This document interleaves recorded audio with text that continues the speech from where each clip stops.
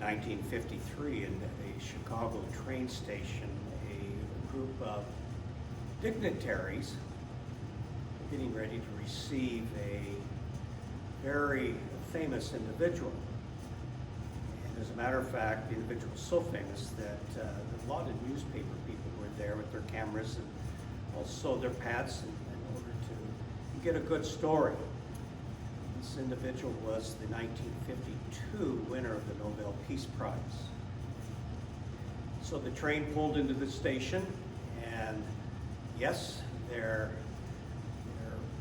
guest started stepping off the train, and he was huge. He was about 6'4", had a mop of nice shaggy hair, unlike mine, and also this very bushy mustache.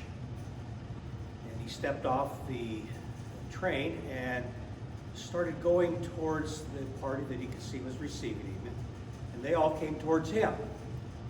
And then he paused and he says, "Excuse me just a minute, I need to do something." And they watched him, and he went to an African-American elderly lady who was struggling trying to carry two very heavy suitcases. And they followed him as he took the two suitcases, walked with this elderly lady, and put the suitcases in the holding bin of the bus, helped her up the stairs of the bus, and told her to have a safe trip. And then he turned around and walked to the group that had followed him, and he says, "I really apologize, but this was just something that I needed to do." And one of the reporters that was there just remarked, and it was a byline on his next piece that he wrote for his newspaper. "That's the first time I've ever seen a walking sermon." It reminds me of St. Francis, and the elderly person they're waiting for was Albert Schweitzer, a medical missionary who worked with the poorest of the poor in Africa, to heal them, and to be with them.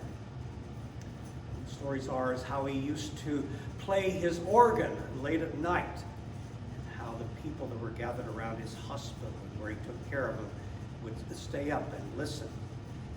Call it the music of the angels, even though they screeched. So St. Francis told his followers that I want you to go out and I want you to spread the good news of the gospel. And if you have to talk, say as few words as possible. God's calling each one of us to be a walking sermon. God bless.